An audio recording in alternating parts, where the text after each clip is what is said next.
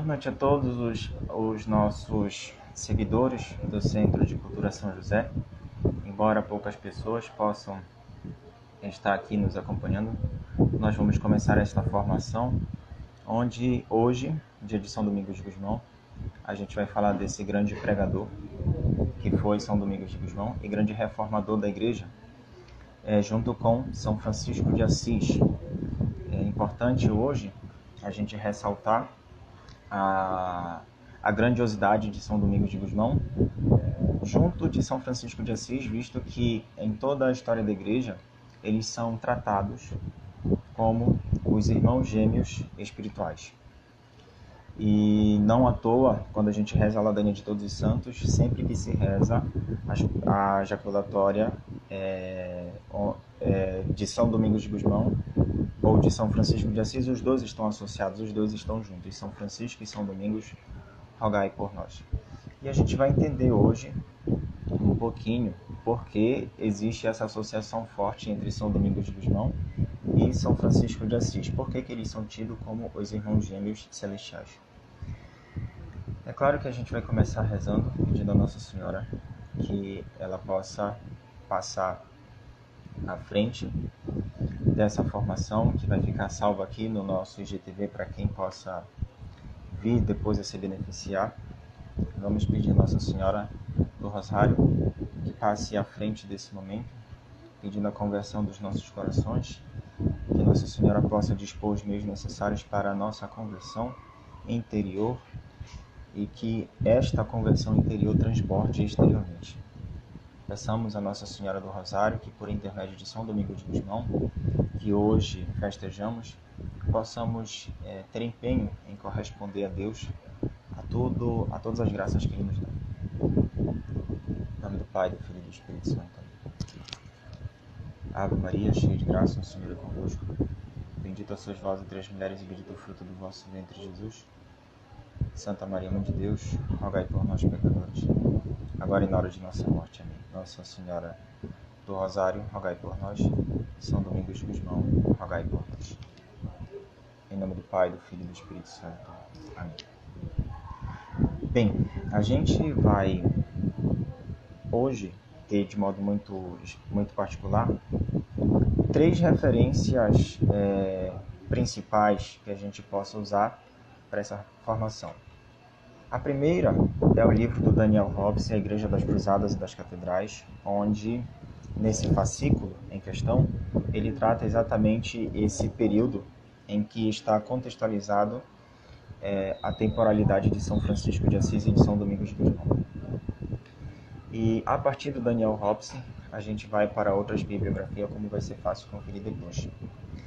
Então, a primeira coisa que é necessário a gente entender é ser feito um percurso histórico para que a gente possa se situar nos problemas em que a igreja vivia no período do século XI, XII, XIII, que são, embora muitas complicações no interior da igreja, a gente pode dizer que foram séculos que trouxeram muita luminosidade à igreja, porque embora a gente sempre sofra provações, no sentido de a gente sempre ver o desvio no interior da igreja, o desvio do caminho do Evangelho, mas, por outro lado, o Espírito Santo sempre suscita soluções para que a igreja possa ser, de fato, o lugar onde Deus fala com o seu povo.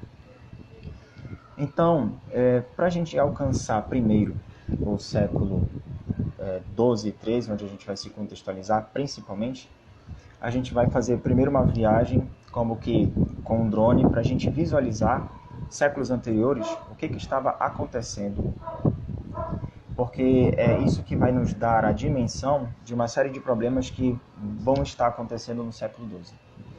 Então a primeira coisa que é importante a gente perceber é que no século V acontece a queda do Império Romano. E qual é o significativo disso? O Império Romano, ele era a instituição que proporcionava para todos os povos que estavam associados ao Império Romano, melhor dizendo, que estava subjugado ao Império Romano, o Império Romano era o princípio ordenador. de todos esses povos. Ainda que a custo de muito derramamento de sangue, era a instituição que gerenciava todos os povos que estavam subjugados a eles, como o império que era, né? O Império Romano, e com isso também o Império Romano fazia ser normativo o seu poder, né? E de alguma forma garantia a lei e a ordem, ainda que muito naturalmente é fácil a gente concluir que essa lei e ordem enquanto acontecia o Império Romano era à custa de muita injustiça. Entretanto, é preciso compreender pelo menos isso, né? Que nesse momento, até o século V da nossa era cristã, o Império Romano ele era o princípio ordenador de todas as coisas, né? Porque, afinal de contas, todo o mundo que se conhecia, ou pelo menos a maioria do mundo que se conhecia até então, estava no interior do Império Romano. Quando o Império Romano ele cai, no século V, passou a existir apenas uma instituição que acabou por ser o receptáculo do princípio ordenador de todas as coisas a partir de agora. E que instituição foi essa? Foi uma instituição que, de alguma forma, ela foi herdeira do Império Romano, no sentido de ela saber se valer das estruturas que o Império Romano fornecia, no sentido de a organização do direito, a gerência das cidades, principalmente no que diz respeito à institucionalização. Essa instituição se apropriou do Império Romano a seu benefício próprio, para poder, com isso, saber gerenciar o seu povo. E que instituição era essa? Era a Igreja Católica.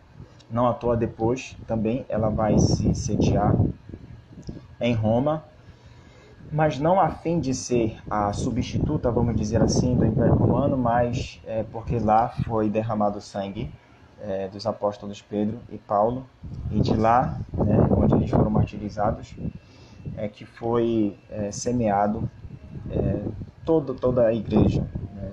A partir da fecundidade do sangue de São Pedro e São Paulo, ali a igreja permanece até os dias de hoje, e é de lá que ela vai conduzindo o povo de Deus. Certo, pessoal? Então, a partir do século V, com a queda do Império Romano, acontece isso. A Igreja Católica acaba por ser a única instituição que vem a ser o princípio ordenador da sociedade. Tá? Da sociedade. Quando eu falo todas as coisas, eu acho que melhor o termo é da sociedade. E por que é importante falar isso a respeito da Igreja?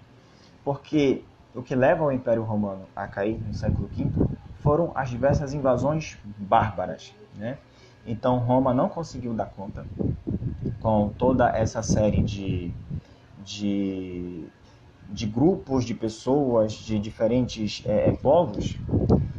E o Império Romano caiu, e a única instituição que então tinha uma envergadura considerável e com uma extensão territorial considerável era a Igreja Católica, né? Que já estava se firmando, se estabelecendo em diversos lugares onde o Império Romano alcançava. Então, a partir da queda do Império Romano, a gente vê 6 séculos de escuridão, né? Com a queda do Império Romano é inaugurado a periodicidade que a gente entende por Idade Média.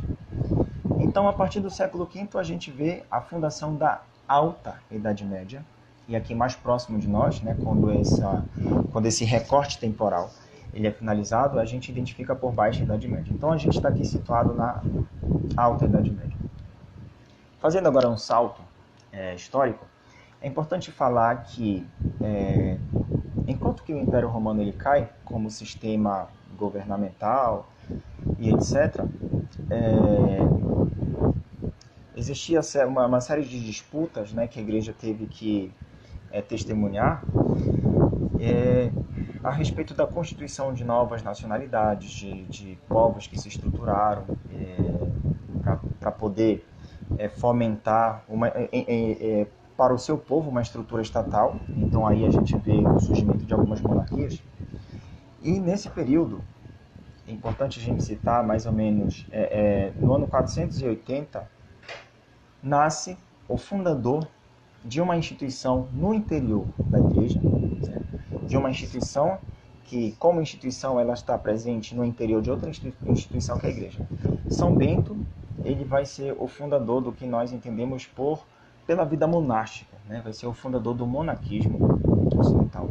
E o monaquismo como instituição, ele é muito importante porque se até então a igreja estava assim conseguindo se estruturar, com o advento dos monges, ela vai se estruturar ainda melhor. Porque os monges vão ser a grande referência moral, espiritual e religiosa que o povo leigo da igreja vai ter como referência.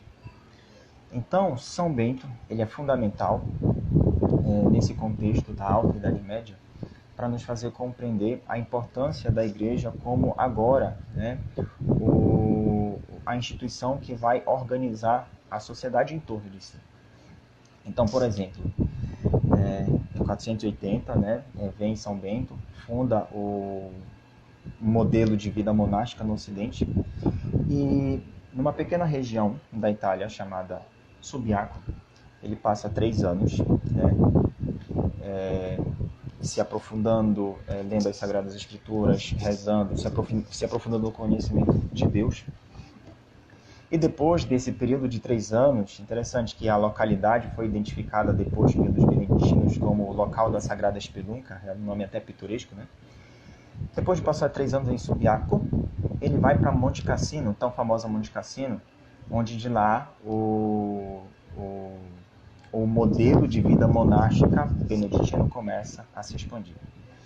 Então, aqui agora dando um salto no século VIII, a gente vai ver, a partir do Império Carolíngio de Carlos Magno, passar a existir uma grande preocupação, né, no que diz respeito à educação das pessoas. Então a igreja, a partir desse momento, ela abraçou a responsabilidade de ser oficialmente, com o apoio do Império que estava se constituindo ali com Carlos Magno, no século VIII.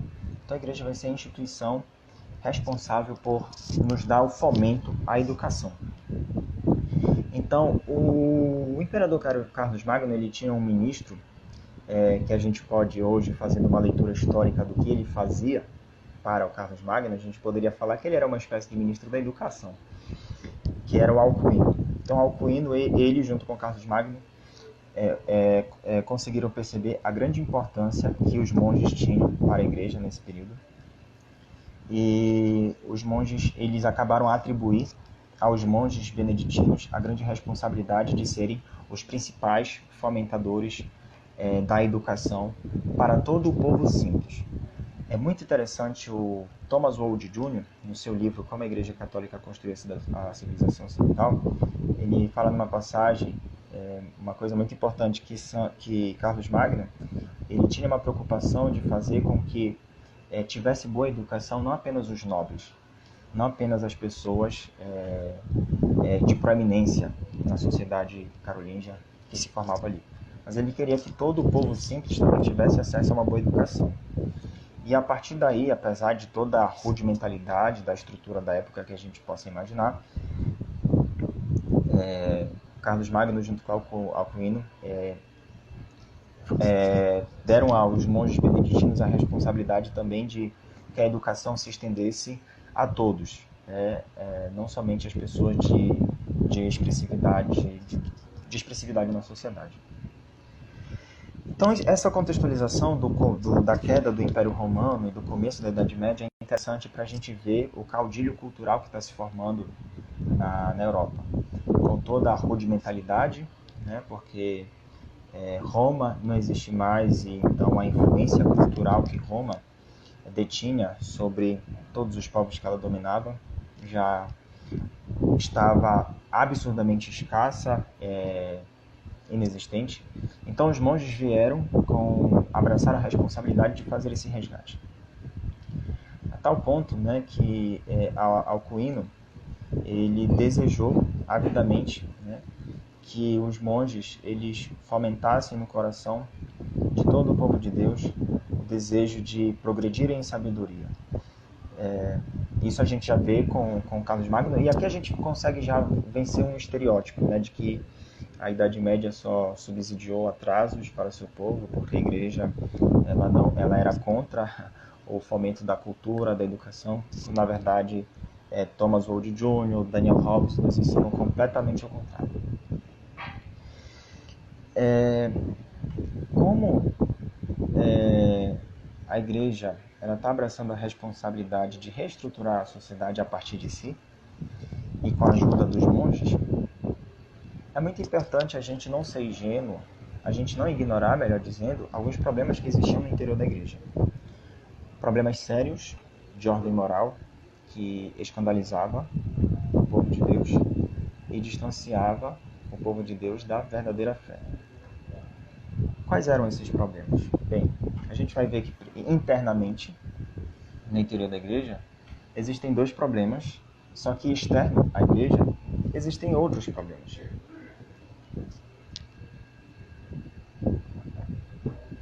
É importante a gente lembrar de uma coisa, que quando a gente fala da pessoa humana, a gente tem que estar atento que o ser humano, ele enquanto pessoa, está sempre propenso à queda.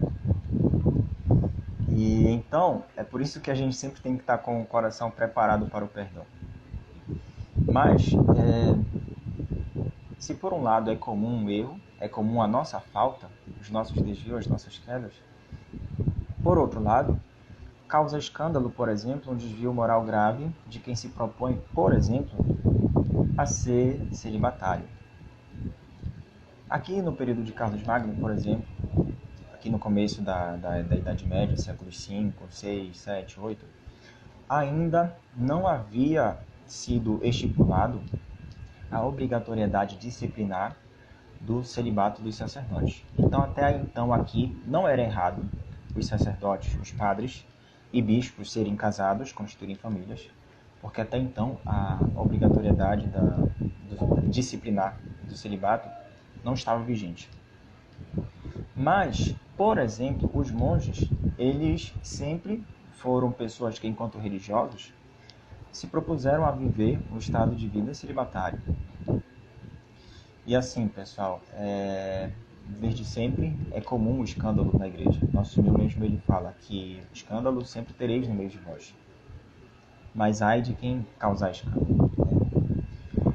Então, nesse período aqui do começo da Idade Média, a gente já começa a perceber que era muito presente o problema do desvio moral dos monges, de alguns monges, né, que a gente não pode generalizar, porque graças a Deus a santidade também sempre foi testemunhada no interior da igreja, mas existiam sim casos de monges que eles vivenciavam uma desordem sexual, e também tinha um outro problema tão grave quanto, que era o problema da ambição pelo dinheiro.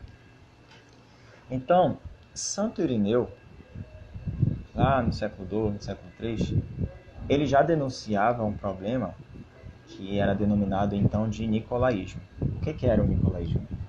Nada mais era do que os desvios morais sexuais dos homens de Deus, monges, sacerdotes, associado a uma conotação herética que existia na igreja então.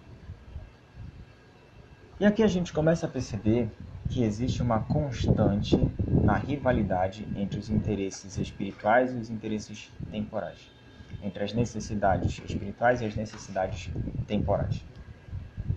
Então, aqui a gente ainda não...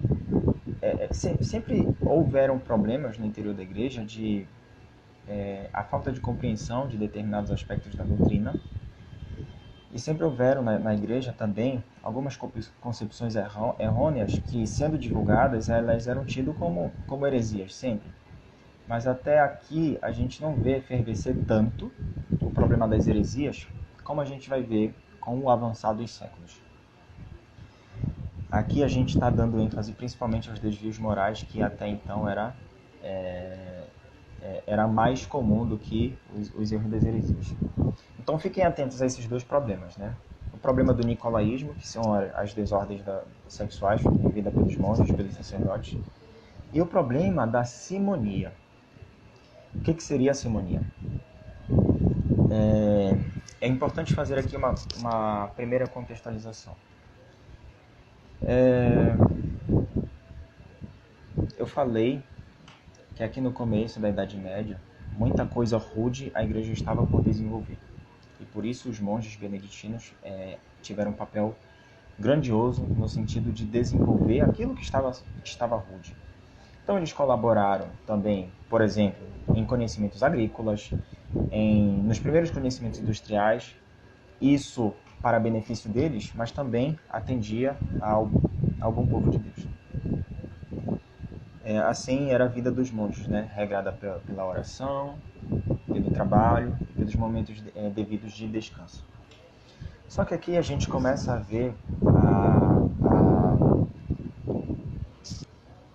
a proeminência de pessoas nobres adentrando o interior da igreja.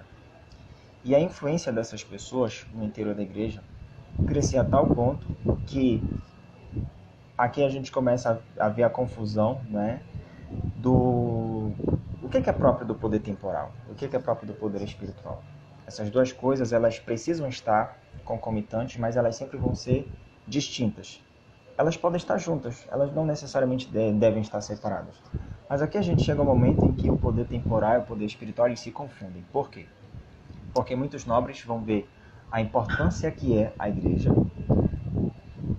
e por terem posses, por terem dinheiro, vão começar a comprar títulos de nobreza da igreja.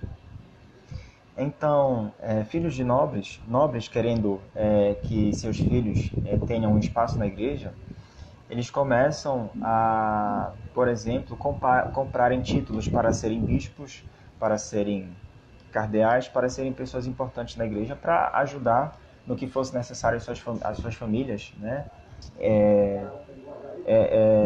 No que fosse necessário na igreja. Então aqui a gente identifica um problema. E qual é o problema? É que muitas pessoas vão para postos eclesiásticos sem vocação. E esse é um problema que nos leva a muitos outros problemas. Pessoa sem vocação, numa posição de sacerdote, não tem como a gente esperar que ela seja um bom semeador de Deus. Não tem como a gente esperar. Então, aqui a gente vê o problema. Além do o nicolaísmo e a simonia, né, ela era muito motivada por conta da fragilidade dos homens de Deus, porque havia um problema na seleção dos homens de Deus. Então, aqui dando um salto histórico novamente, a igreja preocupada em resolver esses problemas, em solucionar esses problemas, por exemplo, sempre organizou concílios para que se encontrassem resposta para esses problemas. Aqui agora dando um salto histórico maior. Por exemplo, no Concílio de Roma, houve um concílio em Roma no ano de 1074. Esse concílio lançou 4 decretos para tentar resolver os desvios morais que havia no interior da igreja. E quais foram esses 4 decretos do Concílio de Roma? O Concílio de Roma falou, primeiro, todo aquele que tenha obtido por simonia uma ordenação ou um cargo espiritual deve ser excluído da hierarquia da igreja. Ou seja, toda pessoa que comprou um espaço na igreja deve ser destituído do seu poder. Comprou um título de bispo, comprou um título de padre, comprou um título de diácono. Não existe uma questão vocacional, existe uma questão totalmente comercial. E isso é a simonia, o grande pecado da simonia.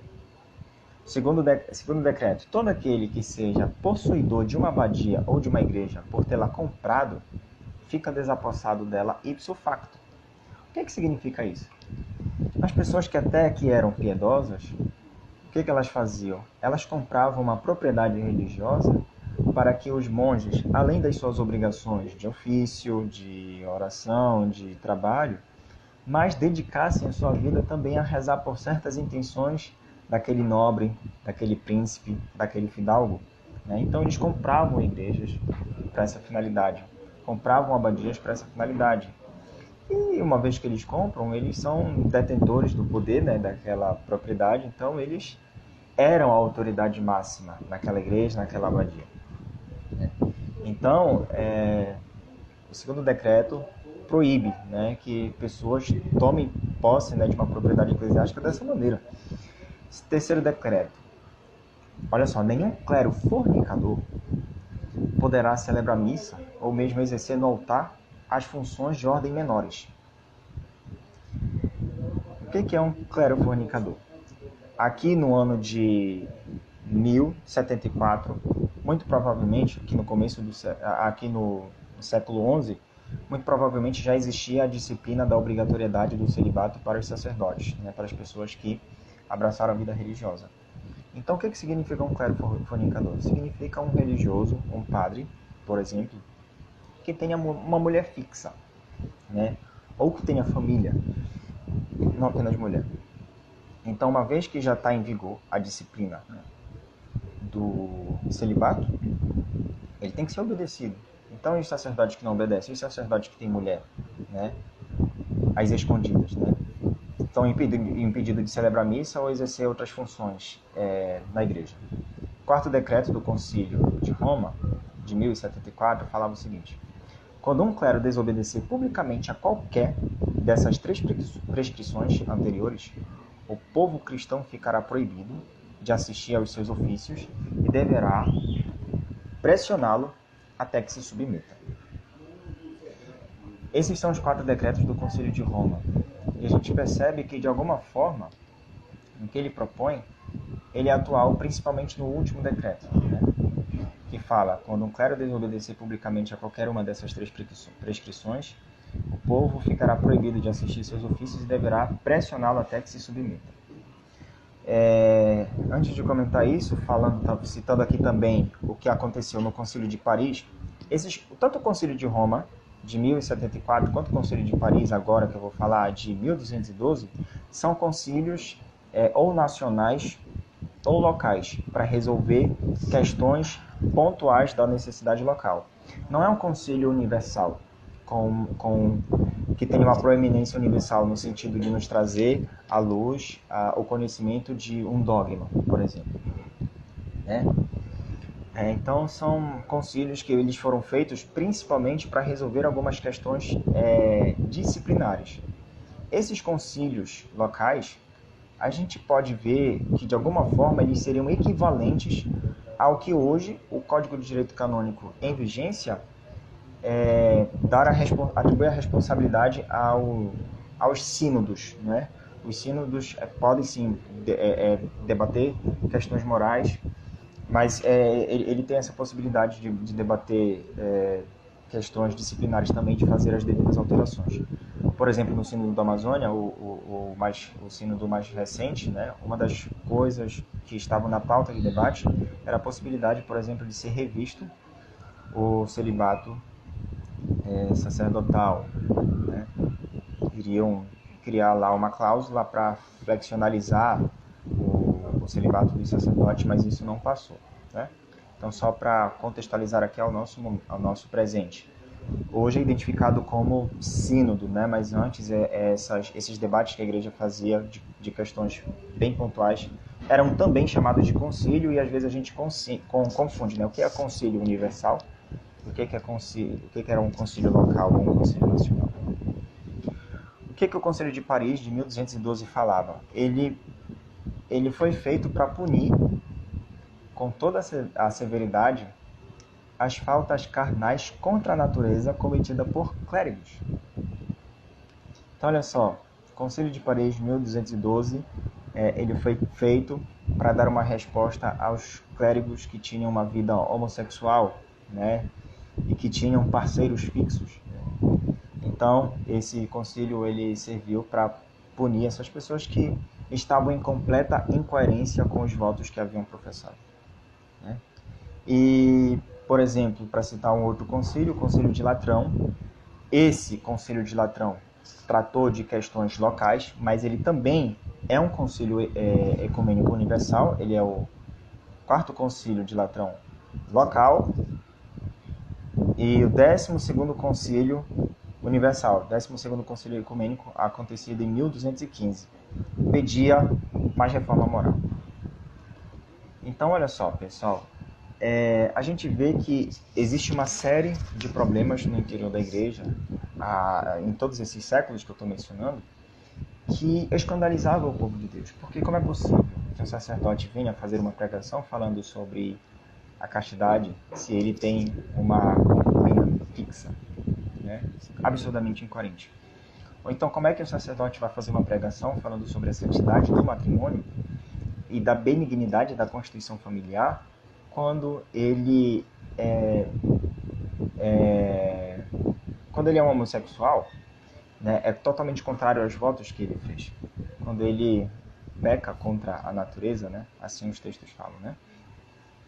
Então, para ser resolvidos esses problemas, a igreja sempre esteve em constante reforma. Né? A igreja sempre esteve em constante reforma. Hoje a gente ouve falar, não sei o que, a igreja do tempo de Francisco é uma igreja em crise. Não sei o que, a igreja pós-conciliar é uma igreja em crise.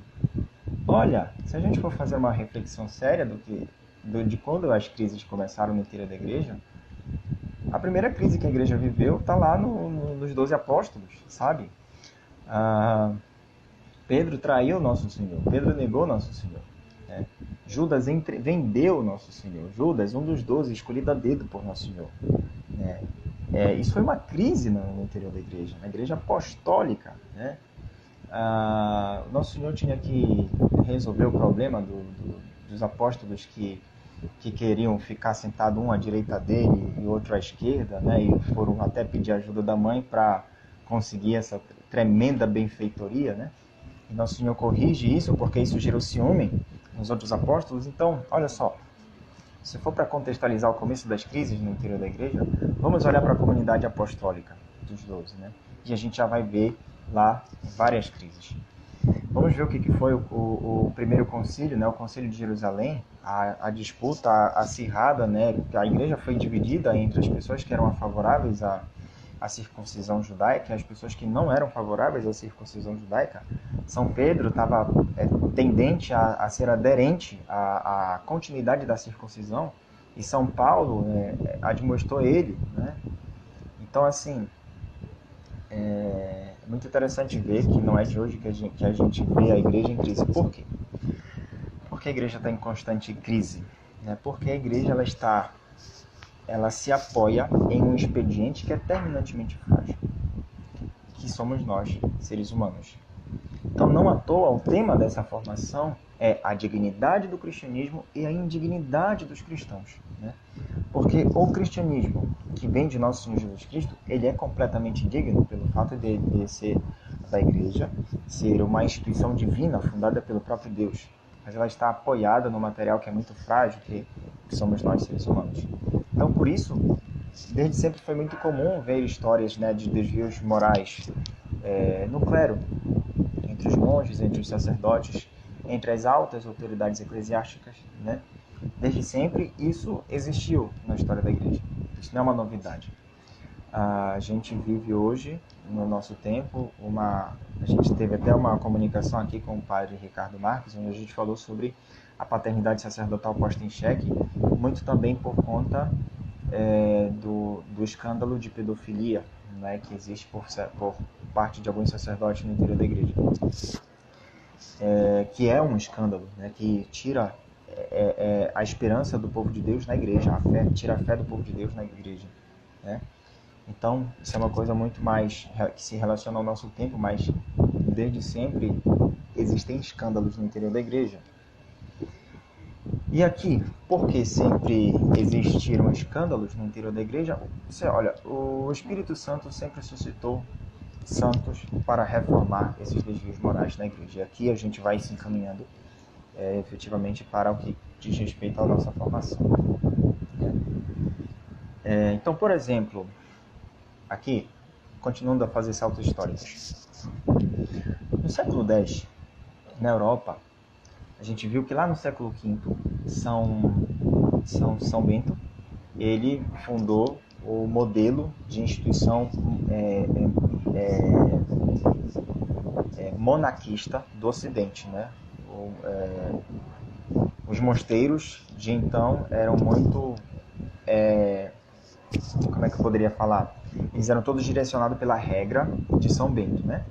Mas olha só, isso lá no século V já começa com São Bento, mas no século X vai existir um movimento no interior da igreja, entre os monges, para tentar resgatar a originalidade da regra de São Bento.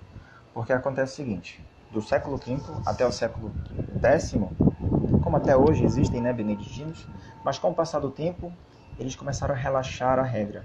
Eles começaram a não ser tão rigorosos conforme a regra, né?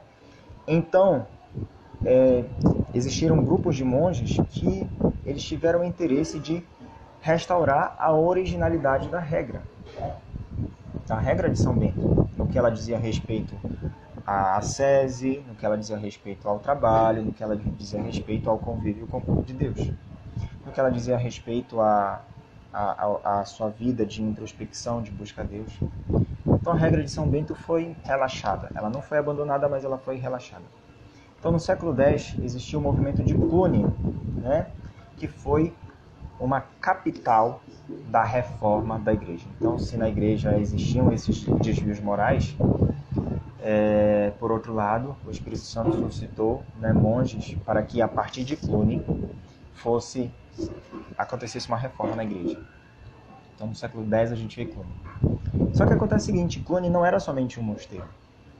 Cluny se tornou, muito felizmente, uma espécie de confederação de mosteiros que viviam a regra beneditina não restaurada, e não reformada, mas resgatada, né? Os monges queriam viver a radicalidade da regra de São Bento como o pai fundador escreveu. Mas acontece o seguinte,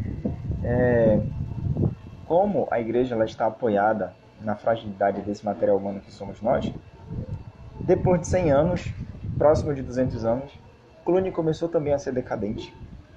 E depois da reforma cluniense, houveram outros gritos de reforma no interior da igreja, como por exemplo São Bruno, quando ele funda a Cartucha, agora no século XI, né, buscando um rigor ascético. Então olha só, esses movimentos de reforma, eles começaram principalmente a partir de monges, tá bom?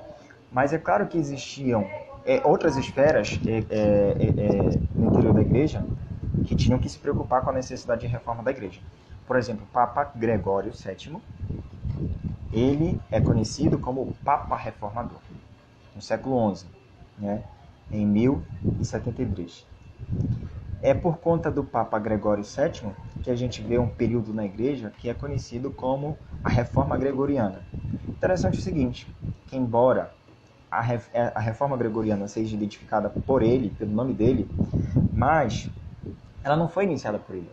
Já existia esse movimento de reforma antes no interior dos mosteiros, no interesse de outras autoridades eclesiásticas, só que Gregório VII ele foi o grande entusiasta, e a partir dele, vários papas, todos os papas que se sucederam, né, foram também entusiastas de reformas no interior da igreja. Certo, pessoal? Embora alguns papas, o Daniel Hobbes fala uma coisa interessante, embora tivesse alguns papas que fossem medíocres, né, mas eles tinham algum interesse de reformar alguma coisa que era necessária na igreja, certo? Então, por exemplo, o Papa Gregório VII, ele trazia sempre no seu coração a seguinte convicção, de amar os homens, detestando os seus vícios. Era esse seu modo de proceder. Amar os homens, detestando os seus vícios, né? Fazendo a distinção do erro da pessoa para a pessoa. E ele era filho de Cluny, ou seja, ele era um monge que adveio, né, do sistema monarquista instaurado a partir de Cluny.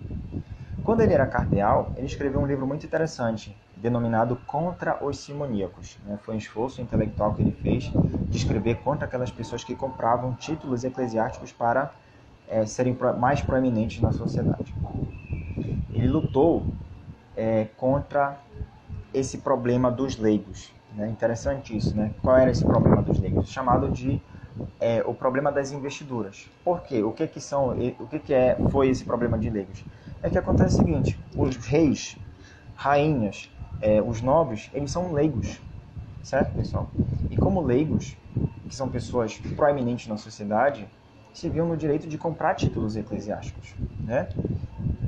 Então, eles acabavam por ocupar espaços religiosos não por vocação, mas porque compravam, não é, títulos eclesiásticos. Então, isso foi identificado como a questão das investiduras, que era um problema dos leigos, né? As altas autoridades civis, certo?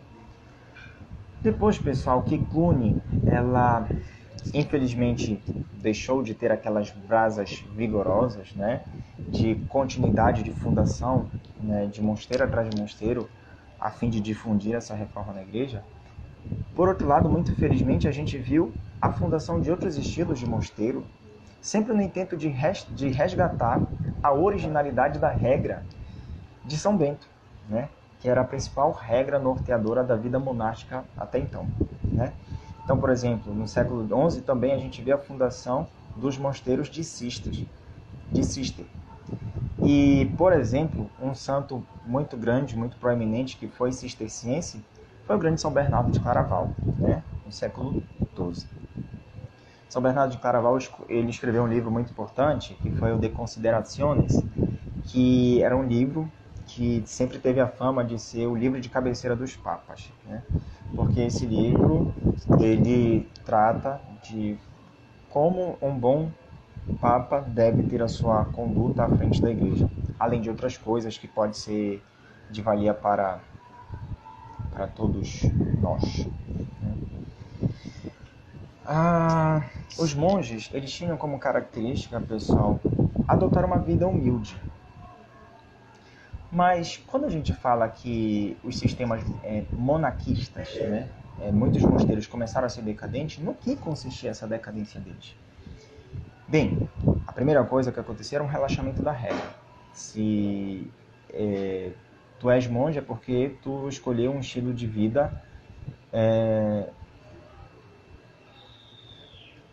escolher um estilo de vida para abraçar a humildade, né? Se anular do mundo, né? Enfim. Mas acontece o seguinte, a decadência de muitos mosteiros dizia respeito a algumas pessoas que queriam viver dentro da estrutura monaquista, né? Dentro dos mosteiros, os seus luxos, os seus excessos, continuando a fomentar os seus vícios. Então, se é de se esperar que um mosteiro seja um lugar de renúncia, seja um lugar de encontro pessoal com o nosso Senhor, seja um lugar de escuta de Deus, a queda de muitos mosteiros, ela passou a existir por conta desse relaxamento das regras, né? Então, abades, líderes dos mosteiros começaram a não levar a sério as exigências da regra de São Bento, né? E começou-se a permitir a viver no interior dos mosteiros nada muito diferente do que já se vivia no mundo. Então, por exemplo, quando um monge, Daniel Hobbes fala isso, né? Quando um monge no século X, XI, de um mosteiro decadente era chamado para ir em tal cidade fazer uma pregação, ele ia servido de diversos lacaios, com diversas malas, para servir o monge. Então, cadê a humildade? Não tem, né? Tu é um monge que tu tem empregados a teu dispor. Isso é uma coisa muito contraditória. Então, isso é um significativo da queda da vida monástica, então, né? Porque o rigor da vida ascética deixou de se ver. O rigor da vida ascética se perdeu. Deixou de ser buscado. Então, se por um lado a gente vê os desvios morais da luxúria dos monges, dos padres, se por um lado a gente vê os desvios morais da simonia, a compra de títulos eclesiásticos, por outro lado a gente via esses monges que não eram exemplo de renúncia, que embora não pudessem ter escândalos sexuais, ou embora não pudessem ter comprado, né, proeminência no interior da igreja, mas eram monges muito relaxados, muito frios. Então, mas muito felizmente sempre o Espírito Santo suscitou reformas no interior da igreja, né? Sempre nos nossos momentos de decadência, o Espírito Santo suscitou alguma forma da gente se converter, né? Então, olha só, pessoal, se for necessário, daqui a pouco, daqui a uns 10 minutos, vai terminar a 1 hora da live. Se for necessário, eu abro um segundo vídeo para a gente fazer as nossas considerações finais, já alcançando São Domingos de Gusmão e São Francisco de Assis, tá bom? Então, olha só, agora para falar do problema das heresias. Se por um lado tudo isso que eu falei até então era um problema interno, por outro lado existia um problema externo, que era o problema das heresias. Então, por exemplo, no século XII, os valdenses, o grito da reforma protestante, ele vai acontecer no século XV, né? No período, inclusive, do descobrimento do Brasil. Mas olha só, no século XII, a gente vê Pedro Valdo, que ele era um comerciante, apaixonado pelas Sagradas Escrituras, conseguiu consagrar todo o seu dinheiro à causa de Deus. Muito legal. Só que acontece o seguinte, ele renunciou à esposa dele, começou a identificar todos os desvios morais no interior da igreja e começou a denunciar. Só que ele tinha uma postura de romper com a igreja. Então, olha só, no século XII já existia um grupo de pessoas com a intenção de romper com a igreja, né? com uma postura protestante. Então, os valdenses eles tinham essa postura muito protestante mesmo. Por que muito protestante? Porque eles queriam romper com a igreja? Também, mas não só isso, mas eles olhando para os desvios morais dos sacerdotes, acabavam por desacreditar nos sacramentos, acabavam por desacreditar na validade da Santa Missa, acabavam por desacreditar em toda a doutrina da igreja. Esses eram os valdenses no século XII. Isso é só um tipo de heresia, né, que a igreja teve que combater externamente. Um outro grande tipo de heresia, que era muito comum no século XII, era a heresia dos cátaros. O que foi a heresia dos cátaros? Ela nada mais era do que uma nova formulação de uma antiga heresia chamada maniqueísmo. E o que era o maniqueísmo? O maniqueísmo era o pensar que existia duas divindades, e essas duas divindades eram responsáveis, uma por tudo que há de bom no mundo e outra por tudo que há de mal no mundo. E a divindade responsável por tudo que há de mal no mundo era a divindade que criou a corporeidade, que criou a matéria. E a divindade responsável por todas as coisas boas no mundo era a divindade que criou todas as coisas imateriais, puramente espirituais. Isso é uma heresia por quê? Porque se por um lado existe matéria e existe espírito, que é imaterial, por outro lado, isso tudo advém do mesmo Criador. E as duas coisas são boas. Né? É fato que existe a corrupção na nossa conduta. E nós temos também uma composição material. Só que isso não é significativo de que advém de um Deus mau. Não. Então os cátaros, por exemplo, eles foram um problema muito sério para a igreja, porque como eles eram radicais, no sentido de pensar que tudo que era material era ruim, então eles não acreditavam na benignidade da corporeidade, porque a nossa corporeidade tem essa dimensão material. Então o que eles faziam? Eles perseguiam as pessoas pelos prazeres que elas tinham. Então, por exemplo, os cátaros, eles perseguiam e algumas vezes até mesmo matavam mulheres grávidas, porque eles acusavam as mulheres grávidas de perpetuarem a maldade da materialidade corporal. Então, os cátaros, né, esse maniqueísmo reestruturado, com muito vigor, existiu no século XII, e aqui a gente vai propriamente entrar em São Francisco e São Domingos de Gusmão, né, como os irmãos gêmeos espirituais. Porque se por um lado, São Francisco e São Domingos, é importante dizer aqui, são grandes reformadores da igreja, né? Então, foram pessoas que, diante de todos os desvios morais dos filhos de Deus, das autoridades eclesiásticas, daqueles que se escandalizaram e também se permitiram a viver uma vida bem liberal, mas São Francisco de Assis e São Domingos de Gusmão foram suscitados por Deus para converter as pessoas. São Francisco de Assis, ele é considerado o irmão gêmeo espiritual de São Domingos de Gusmão.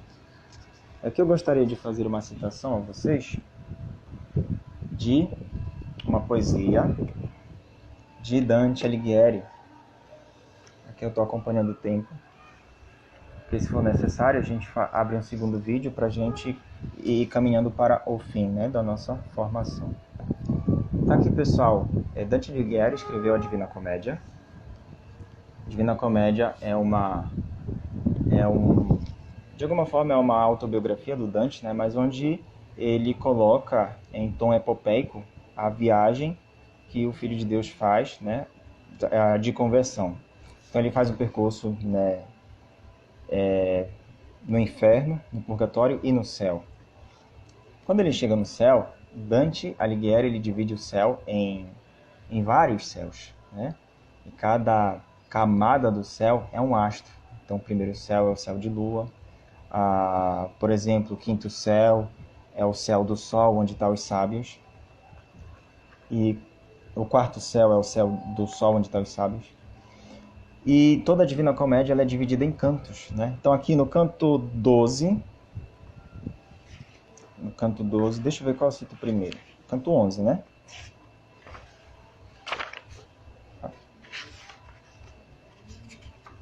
Deixa eu acompanhar o horário aqui. No canto 11 da Divina Comédia, Dante Alighieri ele está no céu. No canto 11 do paraíso, tá bom? Da Divina Comédia, Dante Alighieri está no céu. E ele é apresentado por um religioso. Ele é apresentado a São Francisco e São Domingos. E aqui ele vai fazer um poema, né, Dante Alighieri, para falar de São Francisco e São Domingos e vai identificar eles como irmãos gêmeos espirituais.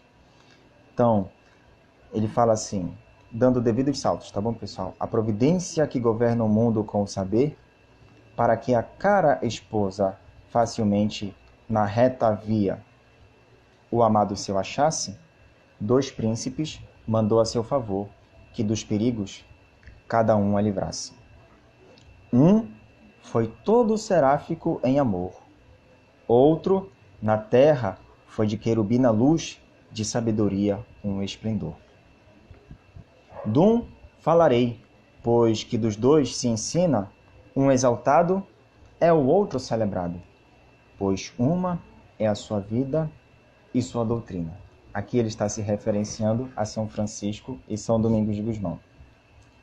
Quando ele fala aqui no verso, para que a cara esposa facilmente na reta via o amado seu achasse, quem é essa cara esposa? É a igreja, né?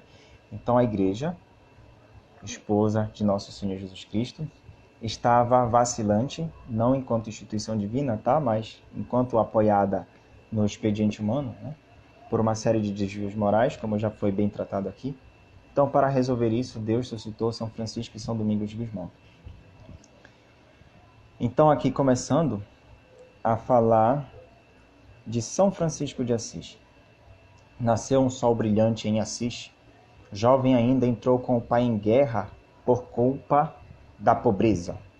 A quem, qual para a morte, ninguém a porta com prazer descerra.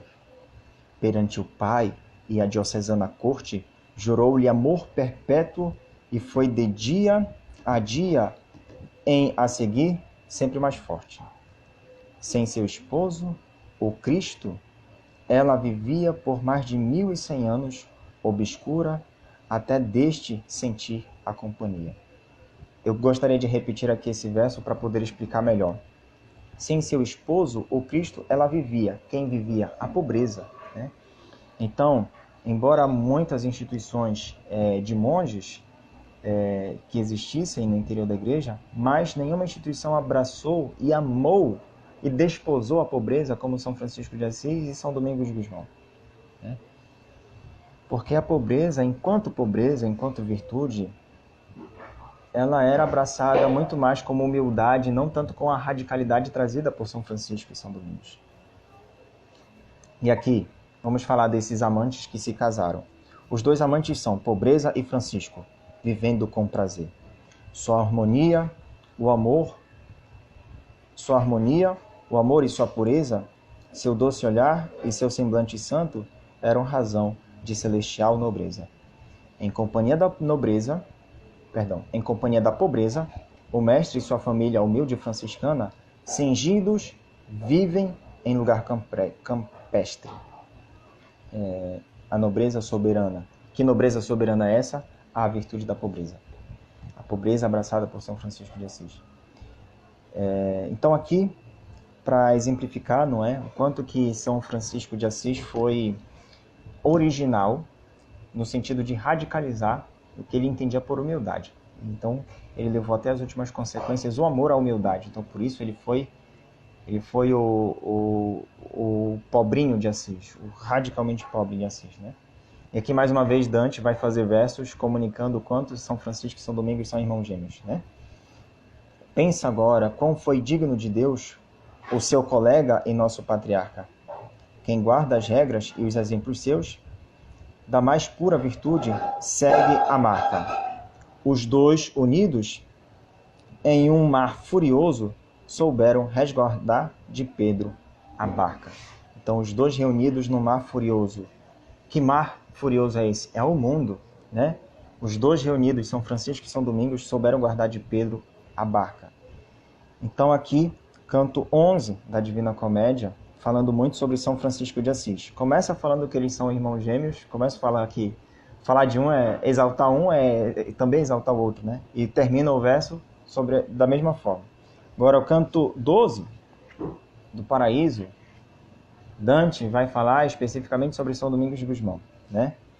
Olha como ele começa, saltando alguns versos para abreviar o nosso tempo, né? Um a outro digno é que um a outro faça companhia, pois juntos combateram pela fé, juntos a mesma glória os alumia. De Cristo o povo com moroso pé seguia o pavilhão, embora tanto ou unir custasse, como a história lê. O regador do império deu, no entanto, de graça ao povo eleito e desviado quem o guiasse no caminho santo. Valeu a doce esposa com cuidado, mandando 2 campeões que por sua vida reuniram o rebanho desregrado. Mais uma vez, Dante começa o canto falando de quanto que São Francisco e São Domingos são praticamente a mesma coisa. São irmãos gêmeos espirituais, né? Me perdoem a expressão mal colocada.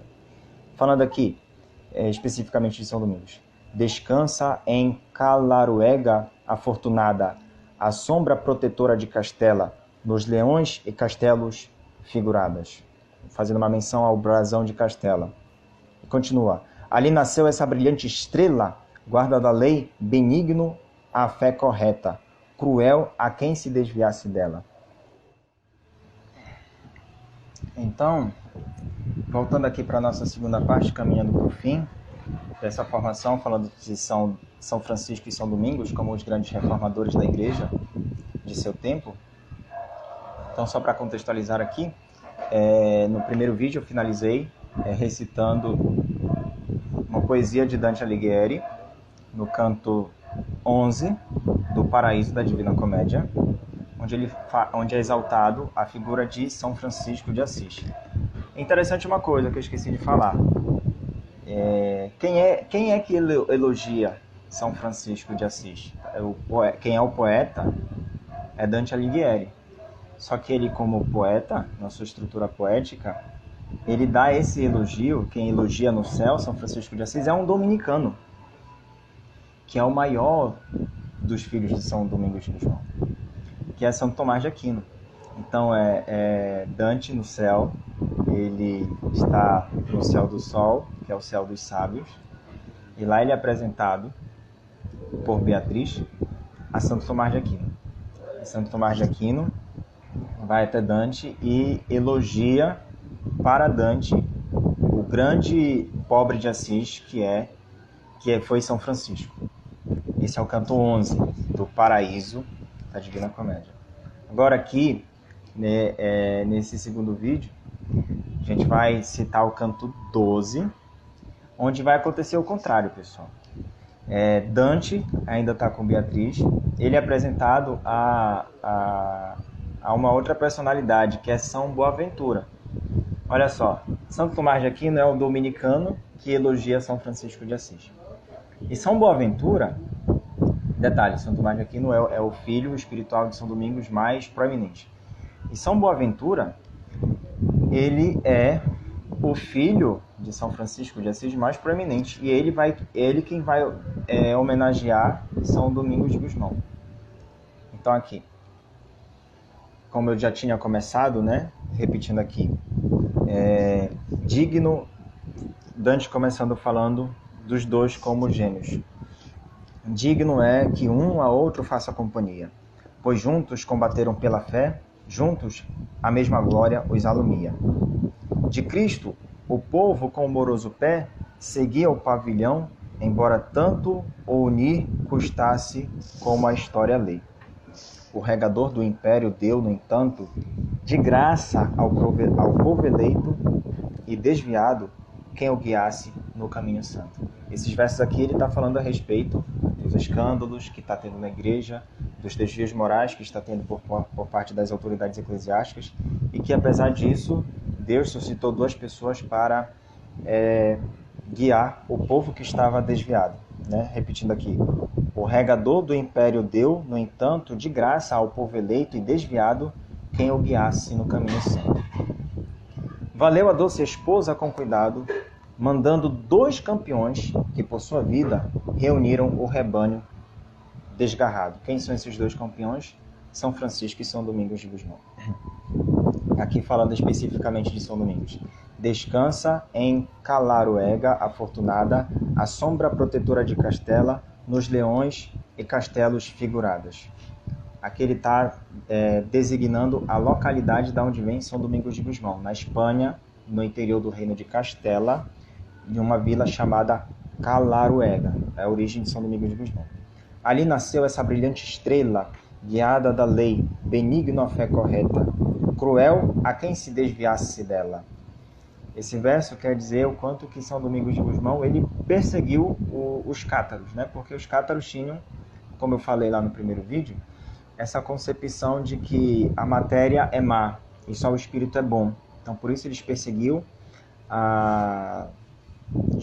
pessoas, não é, que, por exemplo, mulheres que engravidavam, né, e eles faziam torturas a quem eles vissem se deleitar, ter algum prazer material, né, prazer de comer, inclusive o prazer de relações sexuais, né, eles perseguiam mulheres grávidas, perseguiam famílias nesse sentido. E São Domingos de Gusmão foi muito importante para combater os cátaros, né? Porque eles traziam essa má interpretação do conhecimento de Deus, né? Não existe um Deus bom e um Deus mau. Deus bom, responsável pelas coisas espirituais, e um Deus mau, responsável pelas coisas materiais. Não existe isso. São Domingos de Gusmão combateu isso. São Tomás de Aquino também combateu isso. Na criação, sua mente foi repleta de tal poder e de virtude tanta que no ventre materno foi profeta. O que isso significa? Isaac, dê aqui a imagem de São Domingos, por favor. Esse verso aqui eu preciso explicar para vocês. Na criação de sua mente foi repleta de tal poder e de virtude tanta que no ventre materno foi profeta. A mãe de São Domingos de Gusmão, um belo dia teve um sonho. Ela sonhou que ela estava grávida e que no ato de dar à luz, ela não dava à luz a um ser humano, ela dava à luz a um cachorro, né, que saiu do seu ventre com uma tocha na boca. E ela foi até um mosteiro pedir para o diretor espiritual dela, né, ou então uma pessoa de espiritualidade proeminente, para que tentasse explicar para ela se tinha algum significado aquele sonho. E a única coisa que o monge conseguiu verbalizar foi que talvez isso seja um significativo de que o filho dela, que ela estava esperando, né, iria ser muito importante para Deus. Então é por isso que aqui, olha, a imagem de São Domingos de Gusmão, ele sempre é retratado com esse cachorrinho do lado. Aqui a mini imagem já não tem mais a tocha na boca do cachorro, né, mas é para significar esse sonho profético que a mãe de São Domingos de Gusmão teve, né? E o nome dele também é muito significativo. Ele é fundador dos dominicanos, que quer dizer canis domini, os cães do Senhor, aqueles que latem o evangelho, ou seja, aqueles que gritam o evangelho. Segura aqui, meu filho, por favor. Muito obrigado. aqui repetindo a explicação desse sonho profético da mãe dele, né? Que no ventre materno foi profeta.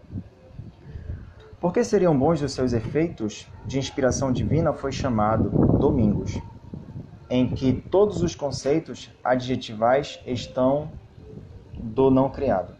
Cristo chamou qual seu agricultor a tratar da horta com labor sagrado.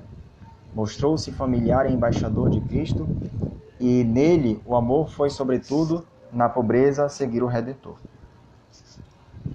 Ó Mãe cheia de graça, desprezando dos homens a cultura, não foi atrás de Ostiense ou de Tadeu.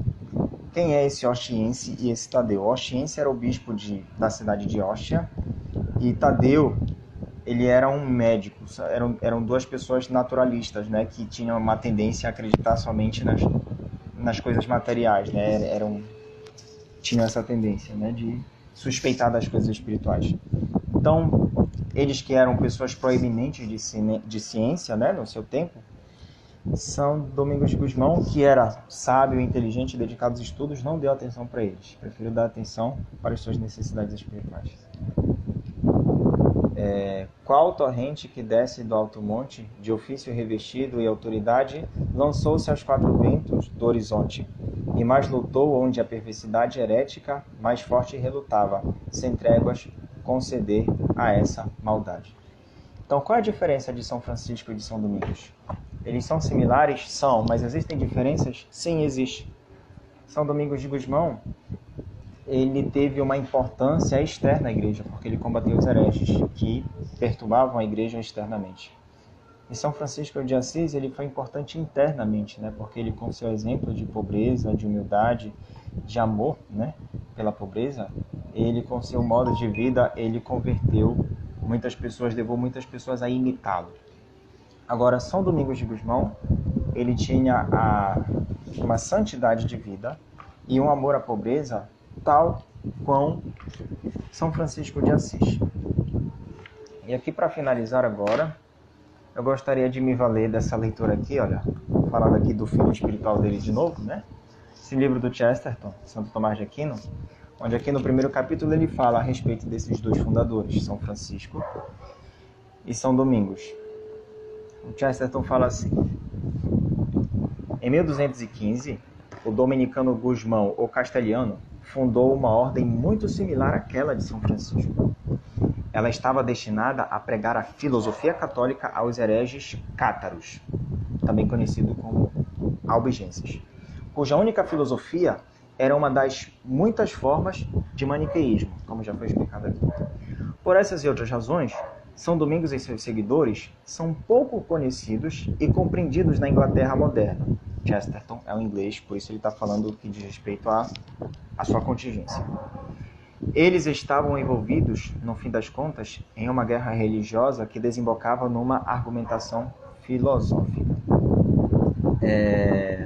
São Francisco, dando aqui um salto na leitura, São Francisco e São Domingos passam juntos pela história como tendo feito a mesma obra. E mesmo assim, são divididos na tradição popular inglesa do modo mais estranho e surpreendente. Em seus países, Espanha, São Domingos, Itália, São Francisco, em seus países eles são como gêmeos celestiais, irradiando a mesma luz dos céus, parecendo às vezes santos sob o mesmo halo, como outra ordem representou a santa pobreza como dois cavaleiros em um só cavalo. Assim podia ser representada a santa pobreza. Domingos é ainda considerado como um inquisidor, projetando instrumentos de tortura, enquanto Francisco é aceito como um humanitário que deplora ratoeiras, que é um tom jocoso de Chesterton. Deve haver algo errado por trás dessa contradição, transformar os que são aliados domésticos em antagonistas estrangeiros, dando aqui um salto. Claramente, há um disparate completo na lenda sobre São Domingos. Aqueles que sabem algo sobre São Domingos sabem que ele era um missionário e não um perseguidor militante, que sua contribuição para a religião foi o rosário e não a tortura, que toda sua carreira é insignificante, a menos que entendamos que suas famosas vitórias foram vitórias de persuasão e não de perseguição. São Domingos de Gusmão era o mestre da argumentação. Ele fundou a Ordem dos Padres Pregadores, né? Que eram, como sacerdotes, muito conhecidos pelo seu poder retórico. Não apenas pelo seu poder retórico, mas também por comunicar a verdade do Evangelho de modo eloquente, de modo inteligível a sábios e aos simples, né? A doutos e a ignorantes. Esse é o grande mérito de São Domingos de Gusmão, né? Por isso que ele era muito dedicado aos estudos, exatamente por isso. Ele acreditava, que dando outro salto, a diferença real entre Francisco e Domingos, que não é descrédito para nenhum deles, é que Domingos se envolveu numa imensa campanha para a conversão de hereges, enquanto Francisco tinha apenas a tarefa mais sutil de conversão dos seres humanos. É uma antiga história aquela que diz que, embora possamos precisar de alguém como Domingos para converter os pagãos ao cristianismo, trazer para a igreja, estamos muito mais necessitados de alguém como Francisco para converter os cristãos ao cristianismo. Mesmo assim, não devemos perder o problema especial de São Domingos, que era o de tratar de toda uma população, reinos, cidades e zonas rurais que tinha abandonado a fé e se fixado em regiões novas, estranhas e anormais, que ele tinha reconquistado massa de homens tão ludibriados apenas conversando e pregando. Permanece como um enorme triunfo merecedor de um troféu colossal. São Francisco é considerado humanitário porque tentou converter os sarracenos e não conseguiu. São Domingos é considerado como um fanático e estúpido porque tentou converter os albigenses, os cátaros, e conseguiu. Então, para finalizar, a marcha dos mendigos. Muitas cidades se fortificaram contra eles, esses cães que latiam a todos os ventos, irmão Sol, irmão Lua.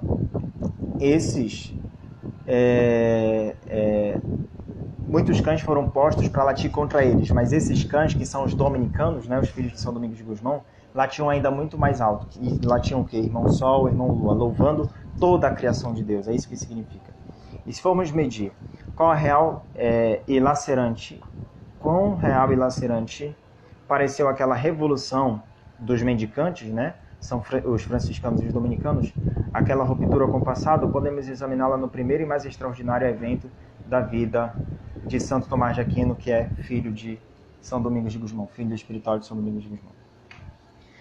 Bem, pessoal, com isso a gente termina essa formação, que hoje, no dia de São Domingos, tinha por intenção exaltar essa grande figura, que é São Domingos de Gusmão, em tons proporcionais a como São Francisco de Assis é exaltado. Uma vez que eles são classificados como os irmãos celestiais, ou então irmãos gêmeos espirituais, achei muito propício, né, falar de São Domingos de Gusmão, colocando ele bem do lado de São Francisco de Assis. E sempre se lembrem, quando vocês forem rezar a ladainha de Todos os Santos, por que se reza São Francisco e São Domingos juntos? Por conta disso, né? E vale lembrar que eles se conheceram pessoalmente, né? É esse que é o sinal providente de Deus. São Domingos na Espanha, São Francisco de Assis na Itália, eles estavam fazendo a mesma coisa, para a mesma finalidade. A única diferença é que São Domingos de Gusmão, com a sua ordem religiosa, os dominicanos, tinha uma ação mais externa, que era para converter os hereges. E São Francisco, uma ação mais interna, que era para converter nós, né, que somos batizados e que já nos dizemos convertidos, porque temos uma participação nos sacramentos. Então, amigos, espero que as pessoas que nos acompanharam possam ter aproveitado alguma coisa, e as pessoas que virão, né, acompanhar essa formação depois possam também se sentir de alguma forma beneficiadas. Vamos terminar rezando uma Ave Maria, pedindo a Nossa Senhora que, por intermédio de São Domingos de Gusmão, nós possamos dar a devida correspondência ao nosso Pai Deus, que junto com São Francisco de Assis, né, nós que estamos no interior da igreja possamos cada vez mais buscar corresponder ao Senhor, buscar ser coerente com a nossa fé católica. Ave Maria, cheia de graça, o Senhor é convosco. Bendito sois vós entre as mulheres, bendito é o fruto do vosso ventre, Jesus. Santa Maria, Mãe de Deus, rogai por nós, pecadores, agora e na hora de nossa morte. Amém. São Francisco e São Domingos, rogai por nós. Em nome do Pai, do Filho e do Espírito Santo. Amém. Muito obrigado, pessoal. Boa noite.